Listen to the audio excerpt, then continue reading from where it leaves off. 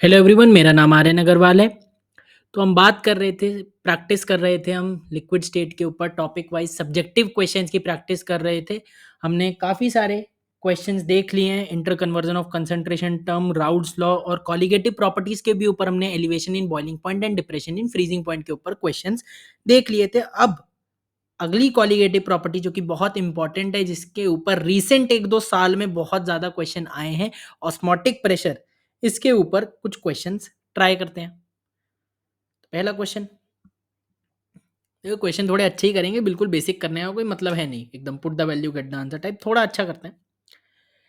क्या कह रहा है कि हमसे freezing point of glucose solution पूछ रहा है, ऑस्मोटिक प्रेशर हमें दिया हुआ है 30 एटीएम, ठीक है, के एफ वाटर का गिवन है, और के एफ अगर वाटर का गिवन है यानी कि वाटर सॉल्वेंट है, और ग्लूकोज सोल्यूशन है मतलब सॉल्वेंट पानी हो गया, क्योंकि के एफ उसका गिवन है, और सॉल्यूट क्या हो गया, ग्लूकोज हो गया, यानी कि एक्वस ग्लूकोज सोल्यूशन है। ठीक है, अब ऑस्मोटिक प्रेशर का फॉर्मूला होता है pi equal to I C R T. अच्छा, अब यहाँ पे हमारा पाई कितना दिया है, 30 एटीएम दिया है। आई, ग्लूकोज एक नॉन इलेक्ट्रोलाइट है, ऑर्गेनिक कंपाउंड है, तो आई 1 हो गया। कंसंट्रेशन हमें नहीं पता है, ठीक है, निकालते हैं आर और टी। अब आर की वैल्यू क्या डालेंगे, अगर एटीएम में होता है प्रेशर तो डालते हैं आर की वैल्यू 0.0821, ठीक है, और अगर प्रेशर हम बार में लेते हैं तो वैल्यू डालते हैं 0.083 इंटू टेम्परेचर को तो केल्विन में ही डालेंगे, 298 केल्विन। अच्छा, यहाँ से हम सॉल्व करेंगे तो हमारी कंसंट्रेशन कितनी आ जाएगी, देखो 0.0821 इंटू 298 हमें ध्यान होना चाहिए। मैं बोलता हूँ आर टी की वैल्यू आप 3 टेम्परेचर पे ध्यान रखो, एक 0 डिग्री सेल्सियस पे, एक 25 डिग्री सेल्सियस पे, एक 27 डिग्री सेल्सियस पे, तो कैलकुलेशन थोड़ी फास्ट हो जाएगी। तो 25 डिग्री सेल्सियस पे यानी कि 298 कैलविन पे आर टी की वैल्यू कितनी होती है, 24.46 होती है, तो 30/24.46, इससे आपका आ जाएगा 1.226 मोलर। ठीक है, ये कंसंट्रेशन आ गई। अब अगर आपकी मोलैरिटी 1.226 मोल पर लीटर आ गई, इसका क्या मतलब, इसका मतलब है कि 1.226 मोल ग्लूकोज, क्योंकि वही सल्यूट है, 1.226 मोल सल्यूट यानी कि ग्लूकोज इन 1 लीटर सोल्यूशन। अब इससे क्या बात समझे, इससे ये बात समझे कि जो हमारा सल्यूट है, मोलैलिटी निकालनी है, क्योंकि हमें delta T F is equal to I K F molality. तो मोलैलिटी के लिए हमें मोल्स ऑफ सल्यूट चाहिए, सल्यूट क्या है, ग्लूकोज है, तो ग्लूकोज के मोल्स कितने हो गए, 1.226 हो गए, कोई दिक्कत नहीं है। ठीक है, और सल्यूशन कितना हो गया, 1 लीटर हो गया। ठीक है, वाटर क्या है हमारा, सॉल्वेंट है।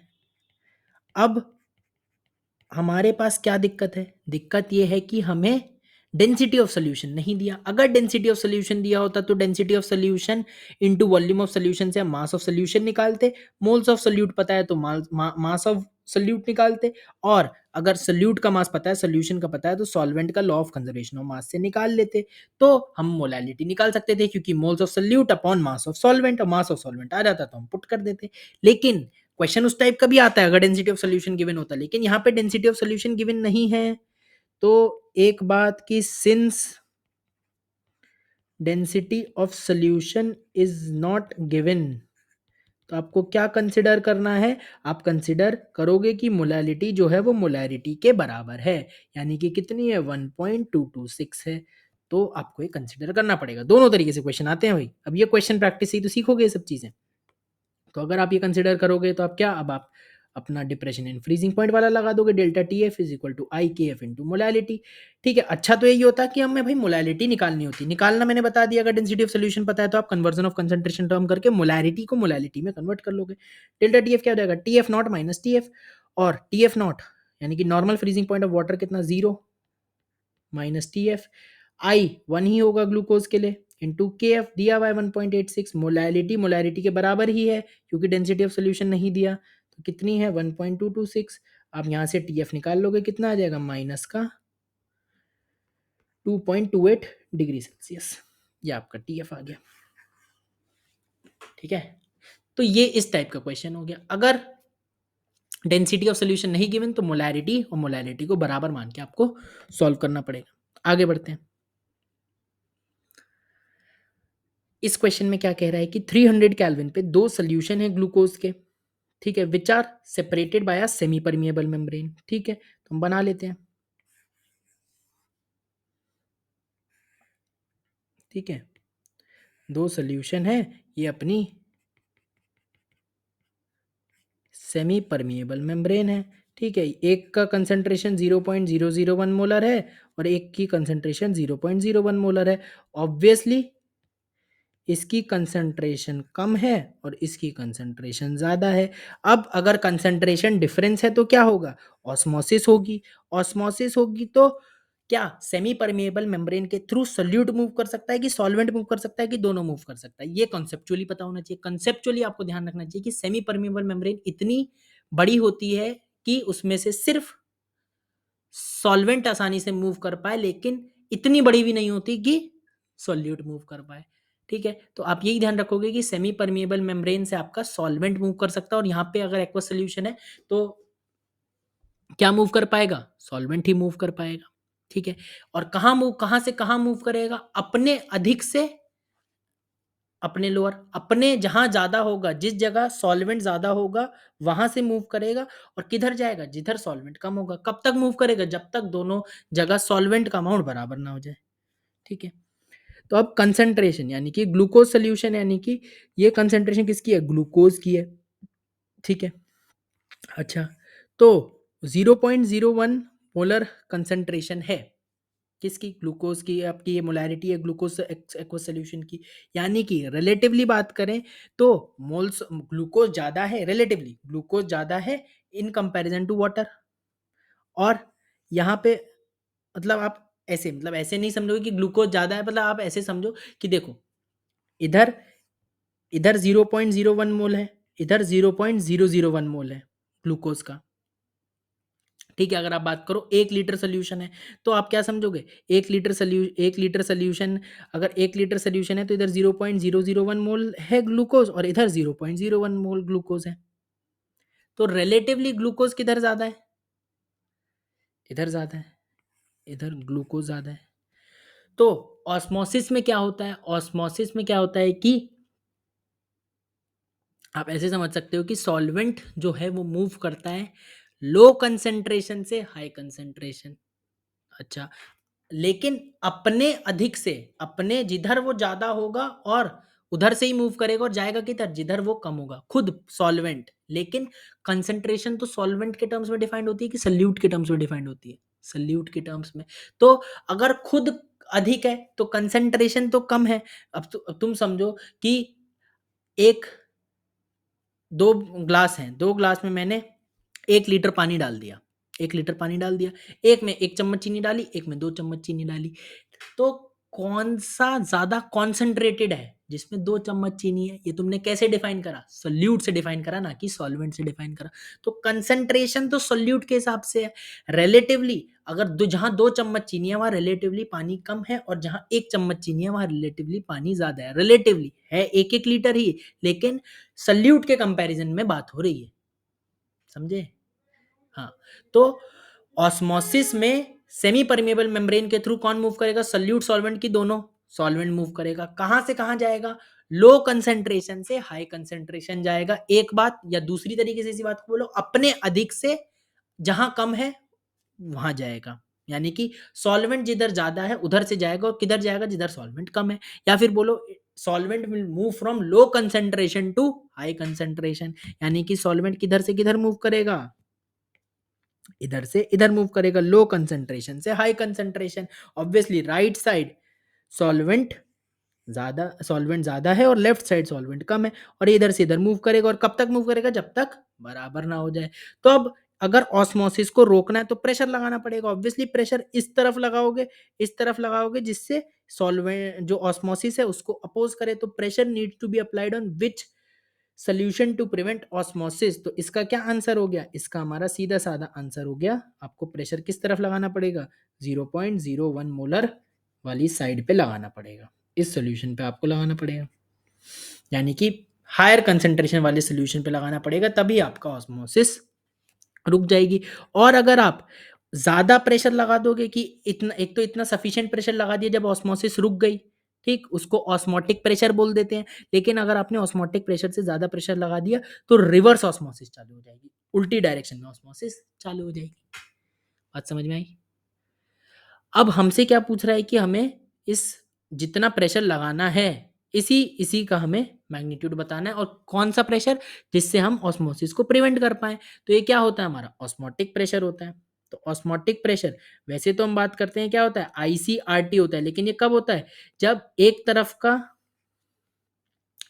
तो हमारा क्या होता है, एक तरफ तो हमारा प्योर नॉन वोलेटाइल सोल्यूट होता है और एक तरफ हमारा कंसंट्रेटेड सोल्यूशन होता है, तब हम मानते हैं।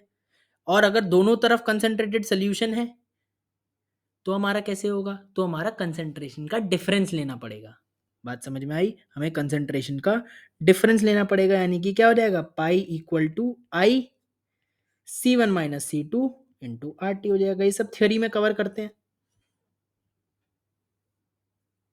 ठीक है। Pi equal to I C1 - C2 into R into T, ठीक है। तो आई ऑब्वियसली ग्लूकोज है, तो ग्लूकोज के लिए आई का वैल्यू 1, C1 - C2 यानी कि 0.01 माइनस 0.001। अब आर इंटू टी, टेम्परेचर है 300 केल्विन, आर की वैल्यू आप क्या डालोगे, 0.0821 डालोगे इंटू 300, ठीक। ये मैंने याद करने को बोली ही है। 27 डिग्री सेल्सियस पे कितना, 24.63 होता है। तो सॉल्व करोगे तो कितना एटीएम में आ जाएगा, और आएगा कितना 0.009 इंटू 24.63, 0.2217 एटीएम, 0.2217 एटीएम। तो इतना प्रेशर आपको लगाना है अगर आपको ऑस्मोसिस रोकनी है। और किस तरफ लगाना है, आपको इस तरफ लगाना पड़ेगा जहां पे आपकी हायर कंसेंट्रेटेड वाली साइड है। इस तरफ लगाओगे तो आपका ऑस्मोसिस रुक जाएगी, ठीक है। तो ये कंसेंट्रेशन डिफरेंस वाली बात ध्यान रखो कि अगर एक साइड में ही आपका सोल्यूशन है, एक तरफ आपका सिंपली नॉन वोलेटाइल सोल्यूट वगैरह है, तो आपको उधर तो कंसेंट्रेशन है ही नहीं, ठीक है।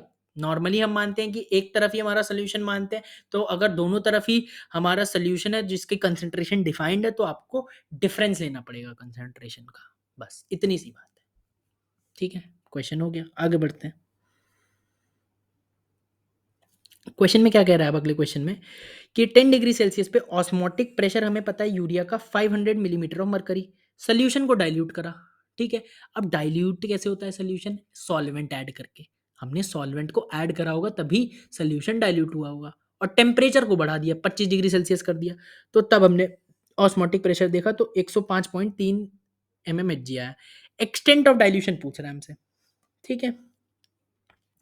तो ऑस्मोटिक प्रेशर हमें दो सोल्यूशन के लिए निकालना पड़ेगा। पाई क्या है, आईसीआरटी, पाई क्या होता है, आईसीआरटी होता है, ठीक। अब कंसंट्रेशन को यहां से लिखेंगे तो पाई इक्वल, कंसंट्रेशन किसके बराबर आ जाएगी, पाई बाय आईआरटी के, पाई बाय आईआरटी के। तो यहां से हमारी कंसंट्रेशन क्या आ जाएगी,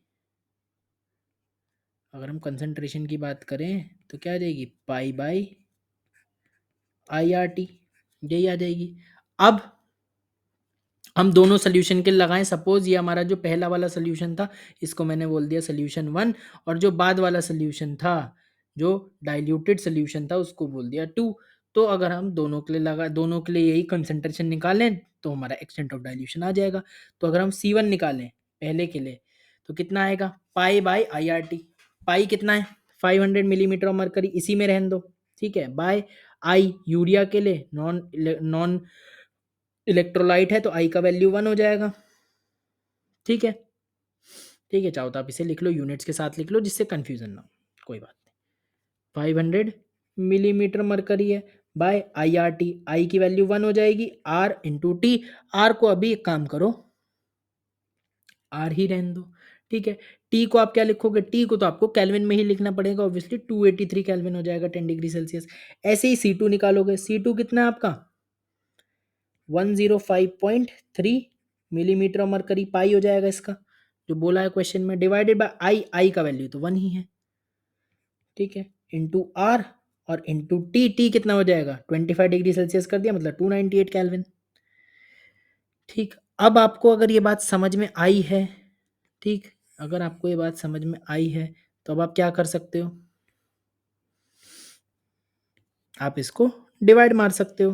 क्यों डिवाइड, डिवाइड करने से क्या फ़ायदा, कुछ फ़ायदा है, बिल्कुल है। देखो क्या फ़ायदा है कि एक तो आपको यूनिट की चिंता नहीं कि 5 ये भी मिलीमीटर मरकरी में था, ये भी मिलीमीटर मरकरी में था, तो आपका ये आपको एटीएम में कन्वर्ट ही नहीं करना पड़ा, ये डिवाइड ही हो गया, आर से आर कट गया, ठीक है, सिंपल।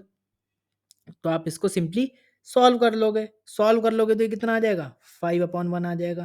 तो C1/C2 5/1 आ गया। तो यहाँ से आपका डिवाइड करके आपको एक तो ये मिल गया। ठीक है, अब इससे आप क्या समझ सकते हो कि आपका डाइल्यूशन करा। अब आपको क्या निकालना है, आपको तो एक्सटेंट ऑफ डाइल्यूशन निकालना है। तो आप क्या कह सकते हो, ऑन डाइल्यूशन क्या होता है, एक्स्ट्रा सॉल्वेंट ऐड करा जाता है।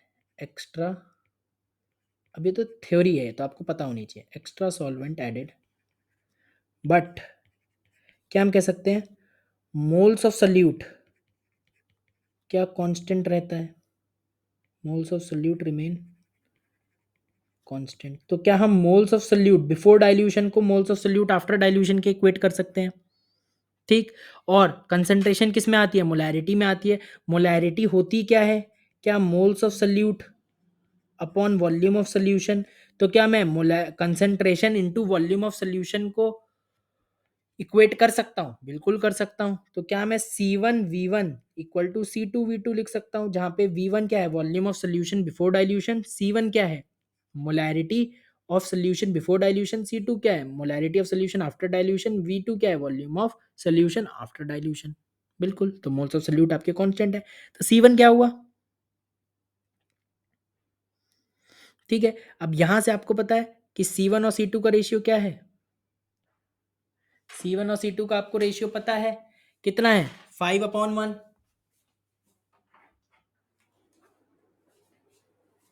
C1 और C2 का रेशियो 5/1 है। तो यहाँ से क्या क्या लिख लोगे कि C1/C2 किसके बराबर, यहाँ से V2/V1 अगर मैं बात करूँ तो कितना आ जाएगा, C2/C1।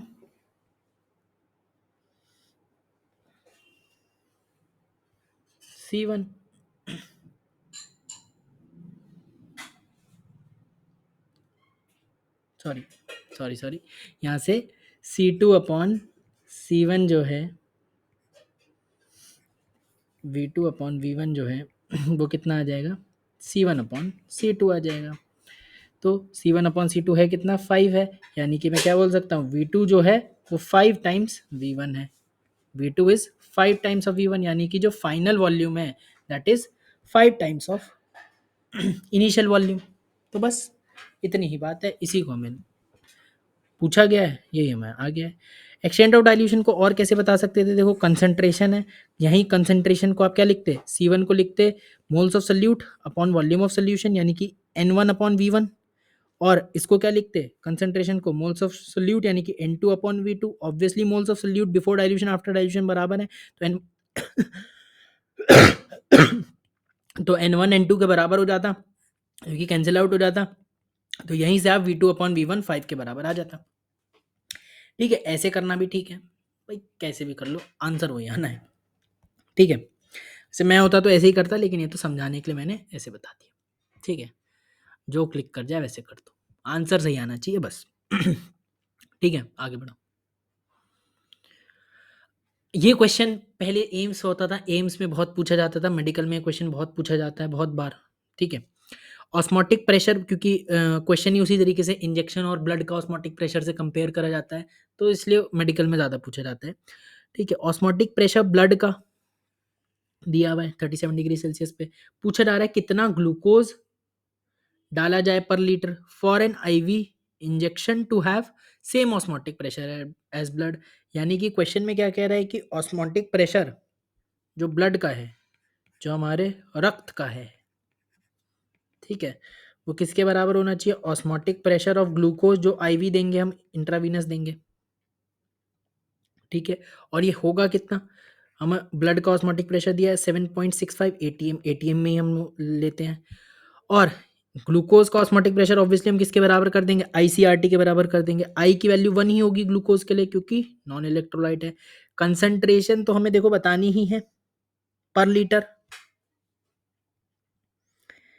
ठीक है, कितना ग्लूकोज पर लीटर हमें देना है तो बताना ही है। तो हम क्या कर सकते हैं, मोल्स ऑफ ग्लूकोज, या फिर हम इसे अगर मोल्स में पूछा गया है तो वैसे कंसंट्रेशन जनरली जब हाउ मच पूछा जाता है तो जनरली मास ही पूछा जाता है। अगर बाकी ऑप्शन में आप देख सकते हो, ठीक है, कि कैसे पूछा गया है। हालांकि इसे थोड़ा बताना चाहिए कि यहाँ पे मोल्स पूछ रहा है कि ये मास पूछ रहा है। चिंता मत करो, जब क्वेश्चन आएगा तो यहाँ पे देगा। वैसे जनरली ये मास पूछता है। तो चलो हम मोल्स निकाल देते हैं पहले, फिर मास निकाल देंगे, जो पूछा जाएगा कर देना। ठीक है, तो मोल्स ऑफ ग्लूकोज यानी कि मोलैरिटी क्या होती है, मोल्स ऑफ ग्लूकोज अपॉन में वॉल्यूम ऑफ सोल्यूशन। और पर लीटर पूछ रहा है तो यानी कि वॉल्यूम ऑफ सोल्यूशन कितना, 1 लीटर हो जाएगा, into pi equal to I C R. अब आर क्या होगा, अगर एटीएम में है तो 0.0821, बार में होता तो 0.083, इंटू टेम्परेचर। अब टेम्परेचर आपका 37 डिग्री सेल्सियस है, मतलब 310 केल्विन हो जाएगा। ठीक, अब हमें 300 केल्विन पे पता है कितना होता है, 24.63 होता है। तो 310 केल्विन पे हम कैसे लिख देंगे, 24.63 इंटू 31/30। तो ये तो हमारा लिखने का तरीका है कि हम कैसे भी करके, हमें जब 300 पे पता है तो 310 पे हम इसको लिख लेंगे 24.63 इंटू 31/30, इस पूरे को। तो ऐसे सॉल्व कर लेंगे, कैसे भी कर लो। यहाँ से आप मोल्स ऑफ ग्लूकोज निकाल लोगे, निकाल लोगे तो क्या आएगा, 7.65 बाय 25.451, तो कितना आएगा, 0.3 मोल्स आ गए बेसिकली, 0.3 मोल्स आ गए। अच्छा, अब मास ऑफ ग्लूकोज अगर आपको निकालना है, ठीक है, वेट ऑफ ग्लूकोज, तो कितना आ गया, ग्लूकोज का मोलर मास कितना होता है, 180 ग्राम पर मोल। ग्लूकोज का मॉलिक्यूलर फॉर्मूला होता है C6H12O6। ईच कार्बन का 12 ग्राम पर मोल, ईच हाइड्रोजन का 1 ग्राम पर मोल, ईच ऑक्सीजन का 16 ग्राम पर मोल। तो 180 ग्राम पर मोल ग्लूकोज का मोलर मास आ जाता है। ठीक है, तो यानी कि कितना आएगा, 54 ग्राम आ जाएगा। तो 54 gram glucose should be used per litre for an IV injection to have same osmotic pressure as blood. तो 54 ग्राम आपका आंसर है। ठीक है, हालांकि क्वेश्चन में बताना चाहिए था कि मोल्स पूछ रहा है कि मास पूछ रहा है, लेकिन जनरली जो पूछा जाता है कि जब हाउ मच करके पूछा जाता है तो जनरली मास पूछा जाता है। मैं एक्सपीरियंस से बता रहा हूँ, हालांकि बताना चाहिए था उसे, ये गलती है एग्जामिनर की। कोई बात नहीं, आगे बढ़ते हैं। ऐसा कोई पूछा हुआ क्वेश्चन इस तरीके से नहीं पूछा गया, ऑब्वियसली एम्स में आया था तो ऑप्शंस थे उसके। ठीक है, चलो आगे बढ़ते हैं। इस क्वेश्चन में क्या कह रहा है, ऑस्मोटिक प्रेशर का ही अगेन क्वेश्चन है। ऑस्मोटिक प्रेशर हमसे क्या कह रहा है, व्हाट ऑस्मोटिक प्रेशर पूछ रहा है 17 डिग्री सेल्सियस पे। और क्या बोल रहा है, एक्वस सोल्यूशन है। एक्वस सोल्यूशन मतलब सॉल्वेंट क्या है, पानी है, और सोल्यूट क्या है, 1.7 ग्राम सुक्रोज। सुक्रोज का फॉर्मूला भी दिया है, वॉल्यूम ऑफ सोल्यूशन भी दिया है। मतलब सिंपल क्वेश्चन है हमारा, कोई रॉकेट साइंस नहीं है। पाई इक्वल टू ICRT हमें लगाना है। ऑस्मोटिक प्रेशर तो निकालनी है, सुक्रोज सोल्यूट है, नॉन नॉन इलेक्ट्रोलाइट है, तो आई का वैल्यू 1 ही होगा। कंसंट्रेशन मतलब मोलैरिटी निकालनी है, यानी कि मोल्स ऑफ सल्यूट यानी कि 1.7 ग्राम डिवाइड बाय सल्यूट क्या है, सुक्रोज है, 1.7 ग्राम divide bye it's molar mass. इसका मोलर मास निकालोगे तो कितना आएगा, 342 ग्राम पर मोल आ जाएगा। ठीक है, तो मोल्स ऑफ सल्यूट यानी कि moles of sucrose divide by volume of solution. Volume of solution लेकिन लीटर में 150 सेंटीमीटर क्यूब है, यानी कि 150 ml है, और ml को आपको लीटर में बदलना है तो 1000 से डिवाइड करो, और इनटू RT। R क्या है, 0.0821, मतलब अब ऑस्मोटिक प्रेशर ATM में आएगा, इनटू टेम्परेचर। टेम्परेचर आपका कितना है, 17 डिग्री सेल्सियस, मतलब आपको कन्वर्ट करना होगा इसे कैल्विन में, तो कितना हो जाएगा, 290 कैल्विन। अब यहाँ पे आपको इसको सॉल्व करना पड़ेगा, सॉल्व करोगे तो कितना आएगा, ATM में आएगा ऑब्वियसली 0.812 ATM आ जाएगा। तो ऑस्मोटिक प्रेशर आ गया। ठीक है, सिंपल क्वेश्चन था, कोई इसमें रॉकेट साइंस नहीं थी, इजी क्वेश्चन हो गया। अगला क्वेश्चन करते हैं। इस क्वेश्चन में क्या कह रहा है कि 250 ml वाटर सोल्यूशन है। ठीक है, 250 ml वाटर सोल्यूशन है, यानी कि वॉल्यूम ऑफ सोल्यूशन कितना है, 250 ml है, जिसमें कि 48 ग्राम सुक्रोज है, सुक्रोज सोल्यूट है ऑब्वियसली, और वाटर क्या है, सॉल्वेंट है, 300 केल्विन पे, separated from a pure water. Pure water is separated by semi permeable membrane. ठीक है, what pressure must be applied above the solution in order to prevent osmosis. ठीक है, तो सेम ही है। अब हमारा क्या है, pi equal to ICRT, pi equal to ICRT। अगर दूसरी तरफ भी सोल्यूशन होता तो हम कंसंट्रेशन का डिफरेंस कर लेते हैं, अब दूसरी तरफ प्योर वाटर है तो हमें कोई दिक्कत ही नहीं है। ठीक है, तो पाई इक्वल टू ICRT। ठीक है, अच्छा, मैंने एक चीज़ थोड़ी सी गलती से गलत बोल दी थी, कि जब हम ऊपर कर रहे थे कि जब हम जो कंसंट्रेशन जब डिफरेंस नहीं होता है, तो मैंने बोल दिया था कि यहाँ पे प्योर नॉन वोलेटाइल इलेक्ट्रोलाइट लेते हैं, नॉन वोलेटाइल इलेक्ट्रोलाइट नहीं, सॉरी, प्योर वाटर होता है। कि एक तरफ सोल्यूशन होता है और दूसरी तरफ हमारा प्योर वाटर होता है, तब हमारा कंसेंट उसी के बेसिस पे हम ये फॉर्मूला डिराइव करते हैं pi equal to I C R T. लेकिन अगर दोनों तरफ कंसेंट्रेशन हो तब आपको डिफरेंस लेना होता है। ठीक ठीक है, छोटी सी मिस्टेक थी, उसको ध्यान रख लो, कोई ऐसी बात नहीं है, वो थ्योरी में करते हैं। ठीक, तो जब हमारा pi equal to I C R T होता है, यानी कि एक तरफ तो सोल्यूशन है और दूसरी तरफ प्योर वाटर है, ये चीज़ पहले मैंने बोल दिया था कि वहाँ पे नॉन वोलेटाइल इलेक्ट्रोलाइट होता है। ठीक, प्योर वाटर होता है, ये बात सिंपल सी है, तुमने थ्योरी में पढ़ी होगी। ठीक है, अच्छा, और अगर सोल्यूशन दोनों तरफ है तो डिफरेंस लोगे कंसंट्रेशन का। अब सुक्रोज है तो इसके लिए आई की वैल्यू एक, कंसंट्रेशन है तो निकालोगे 48 ग्राम सुक्रोज, यानी कि moles of solute 48/342 moles of solute आ जाएंगे। सुक्रोज का मोलर मास 342 ग्राम पर मोल आएगा, निकाल लेना। 48/32 divided by volume of solution in litre 250/1000। तो मोल्स ऑफ सोल्यूट यानी कि moles of sucrose divide by volume of solution in litre into R, जो कि कितना है 0.0821 इंटू टी यानी कि 300 केल्विन। इसका मल्टीप्लीकेशन अपने को याद रहता है 24.63, कैलकुलेट करोगे आएगा 13.827 एटीएम। ठीक है, 13.827 एटीएम आपका आंसर आएगा। कोई दिक्कत कोई परेशानी? कोई दिक्कत कोई परेशानी? ठीक है, नहीं, आगे बढ़ते हैं। ठीक है, ये थोड़ा ठीक क्वेश्चन है, कई बार बच्चों से पहली बार में नहीं होता है, तो इस ये क्वेश्चन पूछा गया है एग्जाम में, एज इट इज पूछा गया है, तो इसलिए मैं बता रहा हूँ। ठीक है, अब कहानी बनाता है वो कि सोल्यूशन है क्रैब हीमोसाइनिन का। ठीक है, बेसिकली हॉर्स शू क्रैब जो होता है ना, उसका ब्लड में हीमोसाइनिन होता है, जैसे हमारे ब्लड में हीमोग्लोबिन होता है, हीमोग्लोबिन की वजह से ब्लड का कलर रेड होता है, ऐसे ही क्रैब जो होते हैं, हॉर्स शू क्रैब पर्टिकुलरली, उनका ब्लड में हीमोग्लोबिन की जगह हीमोसाइनिन होता है, जिस वजह से उनका ब्लड का कलर ब्लू होता है। ठीक है, बेसिकली पिगमेंटेड प्रोटीन है वही, extracted from crabs, was prepared by dissolving. असली कहानी यहाँ से 0.75 ग्राम in 125 centimetre cube of an aqueous medium. ठीक, 4 डिग्री सेल्सियस पे ऑस्मोटिक प्रेशर का राइज इतना देखा गया। ठीक है, सॉल्यूशन की डेंसिटी भी गिवन है, हमें मॉलिक्यूलर वेट ऑफ प्रोटीन बताना है। अब बेसिकली हमें सॉल्यूशन का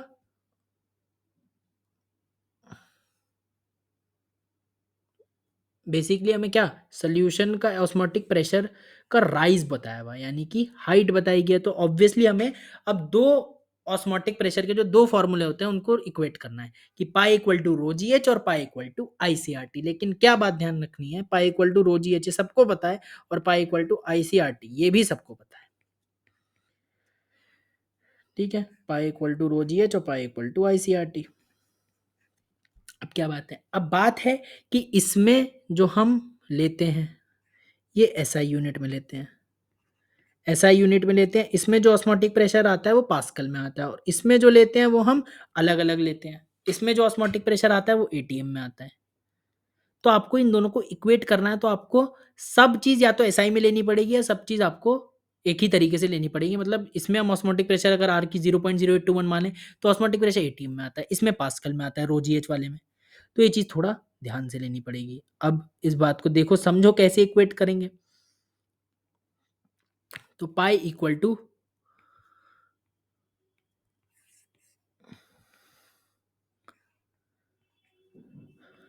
देखो इसे, ठीक है, अब अगर रोजी एच है तो डेंसिटी ऑफ सोल्यूशन हमें पता है 1 ग्राम पर सीसी। ठीक, अब ग्राम पर सेंटीमीटर क्यूब में तो पुट नहीं करते हैं, इसमें किस में पुट करते हैं, हम एक काम करते हैं, सब चीज एसआई में ही पुट करते हैं, यानी कि इसको तो एसआई में करते ही हैं, इसको भी एसआई में करेंगे। ठीक है, तो केजी पर मीटर क्यूब में करना पड़ेगा। तो हमें पता है वाटर की डेंसिटी भी कितनी होती है, 1 ग्राम पर सेंटीमीटर क्यूब होती है, और केजी पर मीटर क्यूब में कितनी होती है, 1000 होती है। नहीं तो निकाल लो कि केजी पर मीटर क्यूब में 1000 केजी पर मीटर क्यूब इंटू जी, जी कितना है, जी की value 9.8 metre per second square. ठीक है, मैं चाहो तो वो लिख लेता हूँ, आपको साथ में यूनिट्स भी लिख लेता हूँ, केजी पर मीटर क्यूब, जी की value, G acceleration due to gravity 9.8 metre per second square into height, height कितनी है 2.6 मिलीमीटर। ठीक है, यानी कि मीटर में बदलोगे इसे 2.6 इंटू 10⁻³ मीटर, ये हुआ आपका रो जी एच। ये क्या हुआ, रो जी एच हुआ। अब equal to I C R T, I क्या है, प्रोटीन है कोई, आई हमारा मतलब प्रोटीन है, तो प्रोटीन हमारा क्या ऑर्गेनिक कंपाउंड है, नॉन इलेक्ट्रोलाइट मानेंगे, आई की वैल्यू 1 डालेंगे। कंसंट्रेशन अगर हम निकालेंगे तो कंसंट्रेशन देखो 0.7 ग्राम एक तरीके से हमारा सल्यूट हो गया, ठीक है, 0.75 ग्राम प्रोटीन हो गया, यानी कि वो सल्यूट हो गया, यानी कि 0.75 ग्राम तो हमारा सल्यूट है, divide by it's molar mass, तो इसका क्या आ गया, मोल्स आ गया सल्यूट का, divide by volume of solution, ठीक है, इन लीटर, तो 125 सेंटीमीटर क्यूब यानी कि एमएल, डिवाइड बाय 1000, तो ये आ गया हमारा। अब मोलैरिटी इनटू आर, अब आर को आप किस में लोगे, 0.0821, इनटू टेम्परेचर कितना, 277 डिग्री सेल्सियस है, मतलब 277 केल्विन। अब ये चीज हमारा किस में आती है, एटीएम में आती है, ये हमारा न्यूटन पर मीटर स्क्वायर यानी कि पास्कल में आएगी। तो अब आपका सब चीज एसआई में कर रहे हो तो एटीएम में लाके आप इसको क्या करो, पास्कल में कन्वर्ट कर दो। एक एटीएम में कितने पास्कल बताओ, 1.01325 इंटू 10 की पावर 5, तो सिंपली 1.01325 इंटू 10 की पावर 5, आप 1.01 भी लिख सकते हो सिंपली। एक एटीएम में 1.01 इंटू 10 की पावर 5 पास्कल होते हैं, तो अब ये पास्कल में आ गया, ये भी पास्कल में आ गया, यूनिट्स का इसीलिए ध्यान रखना है बस, क्वेश्चन में कुछ नहीं है। अब यहां से मोलर मास निकालोगे तो किसमें आएगा, 5.426 इंटू 10 की पावर 5 ग्राम पर मोल। ये क्वेश्चन एज इट इज पूछा गया है, इस क्वेश्चन को नोट करो, मार्क करो और ध्यान रखो कि कैसे सॉल्व होता है। जब भी ऐसे राइज वाली बात करा जाए, समझो रोजी एच लगाना है, रोजी एच एसआई यूनिट में लेते हैं, एच मीटर में लोगे, जी 9.8 मीटर पर सेकंड स्क्वायर में लोगे, डेंसिटी केजी पर मीटर क्यूब में लोगे, 1 ग्राम पर सीसी है, तो इसे कन्वर्ट करना आपको आना चाहिए। देखो कैसे कन्वर्ट हो सकता है कि 1 ग्राम, ठीक है, 1 सेंटीमीटर क्यूब में 1 ग्राम है, या आप ऐसे बोल सकते हो 1 ग्राम है 1 सेंटीमीटर क्यूब में, तो 1000 ग्राम कितने होंगे, आपको पता है ना ऐसा यूनिट क्या है, केजी पर मीटर क्यूब, तो 1000 ग्राम में कितने सेंटीमीटर क्यूब होंगे, 1000 सेंटीमीटर क्यूब होंगे। और 1000 ग्राम को क्या बोल सकते हो आप, 1 केजी बोल सकते हो, तो 1 केजी में कितने सेंटीमीटर क्यूब, 1000 सेंटीमीटर क्यूब। और 1000 सेंटीमीटर क्यूब में कितने मीटर क्यूब, 1 मीटर क्यूब, तो 1000 सेंटीमीटर क्यूब को 1 metre cube, sorry sorry sorry sorry, ठीक, 1000 सेंटीमीटर क्यूब है, और 1 सेंटीमीटर क्यूब में कितने मीटर क्यूब, 1 मीटर में कितने सेंटीमीटर होते हैं, 100 सेंटीमीटर होते हैं, यानी कि 1 सेंटीमीटर में कितने मीटर हुए, 10 की पावर -2 मीटर होते हैं, तो 1 सेंटीमीटर क्यूब में कितने, 10 की पावर -2 का क्यूब कर दो, यानी कि 10 की पावर -6 मीटर क्यूब। तो इसको आप क्या कर दोगे, अगर मीटर क्यूब में बदलना है सेंटीमीटर क्यूब को, तो 10 की पावर -6 कर दोगे, यही हुआ ना, तो यानी कि कितना आ गया है, 10 की पावर -3 मीटर क्यूब।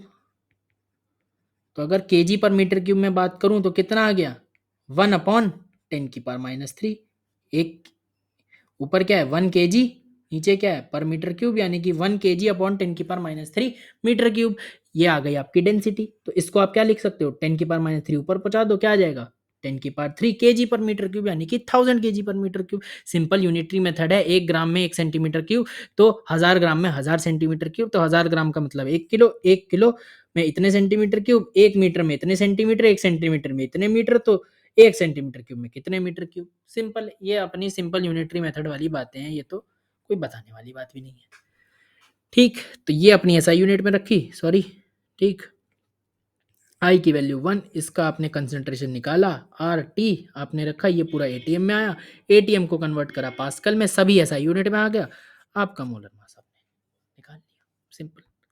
एक क्वेश्चन और कर दो, ऑलमोस्ट सेम टू सेम है, ऑलमोस्ट सेम टू सेम है रे।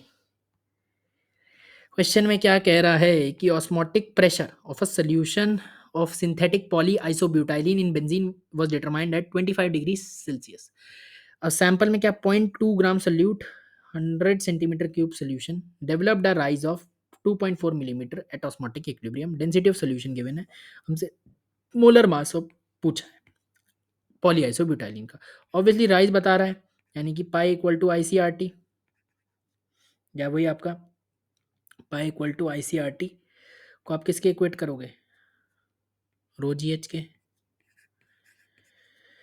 ठीक है। बस आपको rho G H S I unit में जैसे आपने लिया था पहले ही, वो आई की वैल्यू तो देखो 1 ही होगी, क्योंकि पॉलीआइसोब्यूटाइलीन है, ऑर्गेनिक कंपाउंड है, नॉन इलेक्ट्रोलाइट है। कंसंट्रेशन कितनी होगी?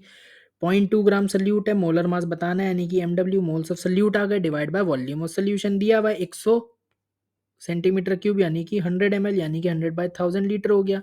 Volume of solution into R into T. R कितना है? 0.0821। टी कितना है? 25 डिग्री सेल्सियस यानी कि 298 केल्विन। ये पूरा आया किस में? एटीएम में आएगा अगर 0.0821 डाला है। अब आपको इसको किस में कन्वर्ट करना पड़ेगा? पास्कल में 1.01325 इंटू 10⁵ करके, और equal to rho G H. अब ये सब ऐसा ही में लेनी है। 0.88 ग्राम पर सेंटीमीटर क्यूब है, तो आप इसको कन्वर्ट करोगे तो किस केजी पर मीटर क्यूब में कन्वर्ट करोगे तो कितना आ जाएगा?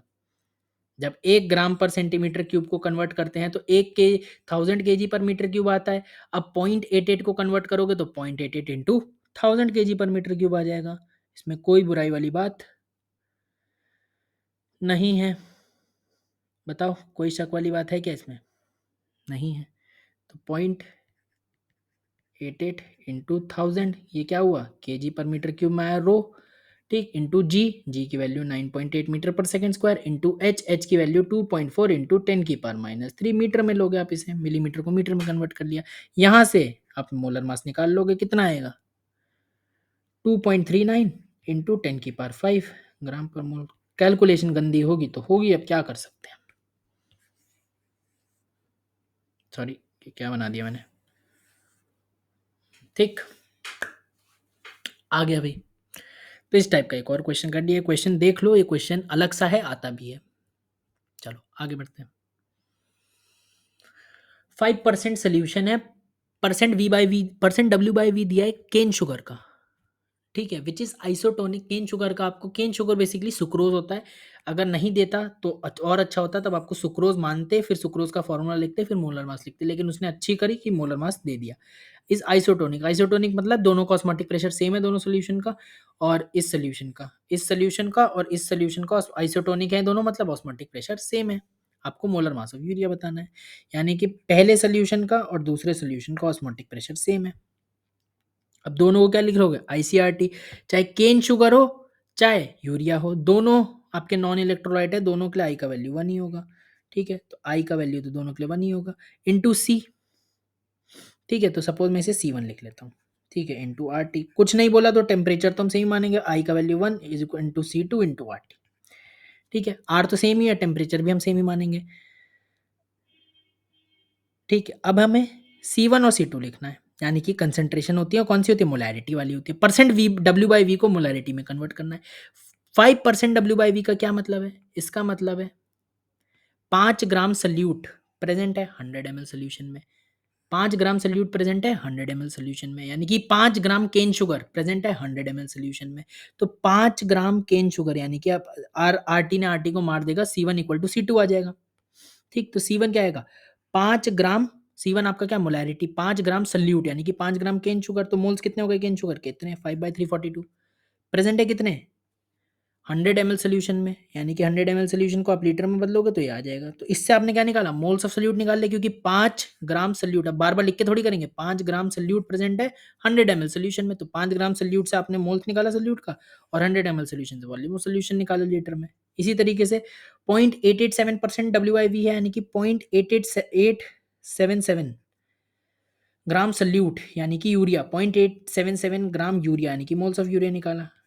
प्रेजेंट है किसमें? 100 ml सोल्यूशन में, यानी कि वॉल्यूम ऑफ सोल्यूशन। ये वैसे तो ये भी सेम ही है, तो ये भी पूरा कट ही जाएगा।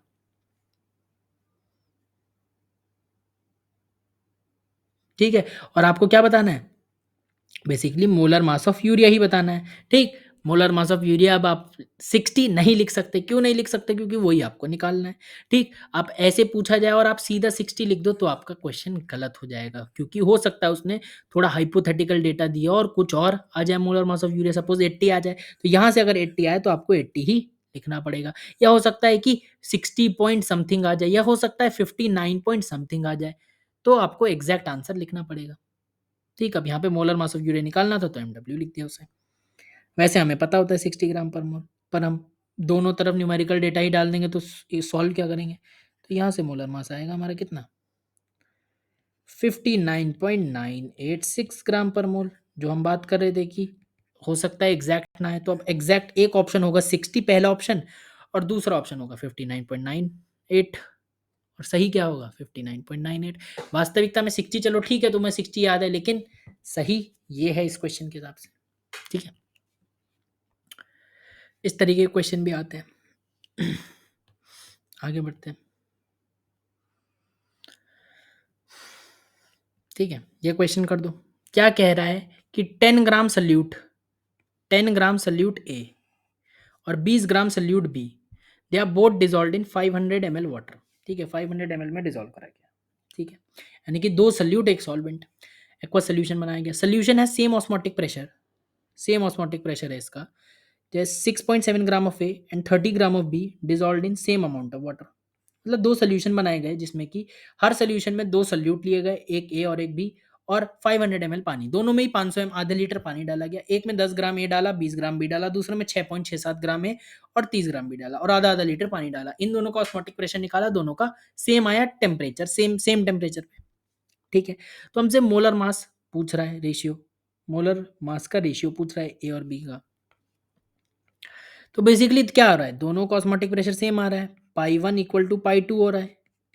यानी कि हम बात करें कि I1 into C1 into RT, ठीक है, इक्वल टू, टेम्परेचर तो सेम है, ठीक है, और R यूनिवर्सल गैस कांस्टेंट है, I2 into C2 into RT को मार देगा। ठीक है, अब दोनों ही इलेक्ट्रोलाइट तो लग नहीं रहे, और आई का जब तक हमें कोई आइडिया भी नहीं लग रहा कि ऐसे कोई हमें दिया हुआ है, तो NaOH या KBr या कुछ दिया होता तब हम बता भी सकते थे, लेकिन अभी तो आई का वैल्यू को समझ ही नहीं आ रहा, तो 1 ही मानेंगे। ठीक है, तो basically C1 equal to C2 कर देंगे हम। तो C1 बराबर करनी है C2 का, यानी कि कंसंट्रेशन, यानी कि मोलैरिटी। अब मोलैरिटी निकालो, अब मोलैरिटी निकालेंगे तो moles of salute, moles of salute. ठीक है, अब यहाँ पे कोई दिक्कत नहीं है, मोल्स ऑफ सल्यूट आप निकालो, तो सल्यूट कितने हैं, 2 हैं। तो पहला सल्यूट का कितने मोल होगा, 10 बाय, इसका मोलर मास सपोज मैं कितना मान लूँ, Ma मान लूँ, 10 बाय Ma, ये पहले सल्यूट के मोल्स हो गए, दूसरे के कितने हो गए, 20 बाय Mb, यानी कि दूसरे के मोल्स हो गए, divide by volume of solution जो कि कितना है 500 ml, तो वाटर डाला है। ठीक है, और 500 ml तो क्या वॉल्यूम ऑफ, अब आप बोलोगे सॉल्वेंट होगा, तो ऑब्वियसली अगर सोल्यूट का कोई हमें डेंसिटी ऑफ सोल्यूशन नहीं दिया, कुछ उस सोल्यूट का वॉल्यूम वगैरह नहीं दिया, कोई और डेटा बेसिकली नहीं दिया, तो हम वॉल्यूम ऑफ सॉल्वेंट को ही हम क्या मान लेंगे, वॉल्यूम ऑफ सोल्यूशन के बराबर ही मान लेंगे। ठीक है, ऐसे हमें चीज़ क्वेश्चन में करना पड़ता है कि सोल्यूट हमारा वॉल्यूम नेग्लेजिबल होगा, हो सकता है डाइल्यूट एक्वस सोल्यूशन हो, डाइल्यूट एक्वस सोल्यूशन में वॉल्यूम ऑफ सॉल्वेंट बहुत बहुत ज़्यादा होता है वॉल्यूम ऑफ सोल्यूट के कंपैरिजन में, उसको नेग्लेक्ट कर देते हैं। तो जब नहीं दिया तो हमें यही करना पड़ेगा। ठीक है, इक्वल टू, अब मोल्स ऑफ सल्यूट इस केस में दूसरे सोल्यूशन में कितना, 2 सल्यूट है, एक का कितना लिया है 6.67 ग्राम लिया है, ए का लिया 6.67 gram, divide by molar mass of A, plus 30 gram लिया है बी का, और divide by molar mass of B, तो ये मोल्स हो गए सल्यूट के, divide by volume of solution. Again हमें वॉल्यूम ऑफ सॉल्वेंट के ही बराबर करना होगा, क्योंकि वॉल्यूम ऑफ सल्यूट हमें पता नहीं और कोई डेटा नहीं है, तो हमें क्वेश्चन तो सॉल्व करना है, तो हमें यही करना पड़ेगा। यहाँ से हम क्या निकाल सकते हैं, Ma अपॉन MB निकाल सकते हैं, जो कि कितना आ जाएगा 1/3 आ जाएगा, या फिर आप कह सकते हो 0.33 आ जाएगा। तो ये आपका आ गया, सिंपल। ठीक है, ये क्वेश्चन हो गया।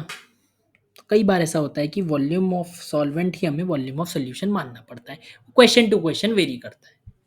ठीक है, एकदम ठीक नहीं है, एक ऐसे मानना ठीक भी नहीं है, लेकिन अगर क्वेश्चन में जैसा डेटा गिवन है तो वैसे हमें करना पड़ता है। अभी हमने कई बार देखा कि मोलैरिटी को मोलैलिटी के बराबर करना पड़ता है, हमने एक ही क्वेश्चन में देखा जी ऐसे। ठीक है, कब करना पड़ता है मोलैरिटी को मोलैलिटी के बराबर, जब डेंसिटी ऑफ सोल्यूशन नहीं दिया होता, और कोई एलिवेशन इन बॉइलिंग पॉइंट या डिप्रेशन इन फ्रीजिंग पॉइंट का क्वेश्चन है। ठीक है, तो ऑस्मोटिक प्रेशर के ऊपर हमने कई सारे क्वेश्चन देख लिए हैं, अब हमें कॉन्फिडेंस आ गया होगा। अपने क्लास इलस्ट्रेशन प्रैक्टिस करो, जहाँ से भी पढ़ रहे हो शीट अपनी लगाओ, इन क्वेश्चंस को प्रैक्टिस करो, जो इंपॉर्टेंट लगे उन्हें नोट करके अलग से लिखो। ठीक है, बाकी मेहनत करते रहो, पढ़ते रहो। Bye bye, take care.